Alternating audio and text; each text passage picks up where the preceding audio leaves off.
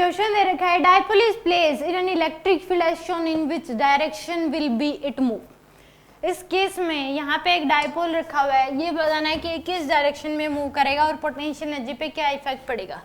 हमें इस यहाँ पे एक इंफॉर्मेशन पता होनी चाहिए कि अगर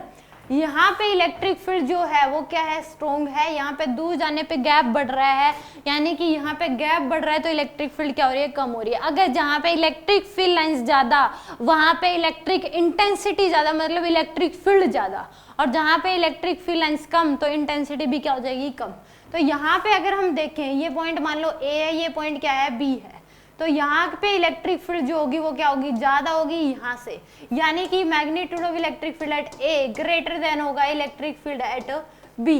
ज्यादा होगी, क्योंकि दूर जा रहे हैं तो गैप बढ़ रहा है तो इलेक्ट्रिक फील्ड क्या होगी इस केस में, वीक, यानी कि यहाँ पे कोई चार्ज होगा, चार्ज के नजदीक इलेक्ट्रिक फील्ड क्या होती है, स्ट्रॉन्ग होती है। तो यहाँ पे इस केस में ए पे इलेक्ट्रिक फील्ड ज्यादा होगी बी से,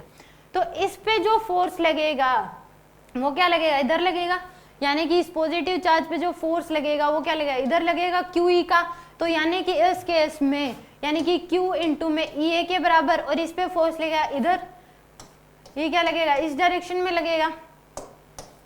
इस प्लस क्यू चार्ज पे जो फोर्स लगेगा वो क्या लगेगा, क्यू इंटू में ई ए और इस डायरेक्शन में, और नेगेटिव चार्ज पे जो फोर्स लगेगा वो क्या लगेगा, क्यू इंटू में ई बी और ये इस डायरेक्शन में। यहाँ पे जो फोर्स एफ ए पे, एफ ए जो जहाँ पे फोर्स है, यहाँ पे फोर्स ज्यादा होगा, यहाँ पे फोर्स क्या होगा, कम होगा, क्योंकि यहाँ पे इलेक्ट्रिक फील्ड ज्यादा है, यहाँ पे इलेक्ट्रिक फील्ड क्या है, कम है। तो ये इस केस में ओवरऑल जो इस पे नेट फोर्स होगा वो राइट डायरेक्शन में होगा, तो ये क्या होगा, राइट डायरेक्शन में मूव करेगा, ऐसा हम सोच सकते हैं। तो टुवर्ड्स राइट आएगा, तो लेफ्ट वाले ऑप्शन तो क्या हो जाते हैं, कट हो जाते हैं, क्योंकि नेट फोर्स इधर लगेगा, इसके ऊपर फोर्स इधर लग रहा है, इस पे फोर्स इधर लग रहा है, बट यहाँ पे इलेक्ट्रिक फील्ड स्ट्रॉन्ग है तो ये इलेक्ट्रिक फोर्स जो लगेगा ज्यादा लगेगा, तो ये इधर मूव करेगा, राइट की तरफ जाएगा। दूसरी इंफॉर्मेशन हमें ये पता होनी चाहिए कि यहाँ पे हमेशा जो मूवमेंट होती है, जब हम स्ट्रॉन्ग इलेक्ट्रिक फील्ड से वीक इलेक्ट्रिक फील्ड की तरफ जाते हैं तो पोटेंशियल क्या होता है उस केस में, डिक्रीज होता है। हायर टू लोअर पोटेंशियल जाते हैं तो इस केस में यानी कि ये भी सोच सकते हैं कि मान लो कि दूसरे तरीके से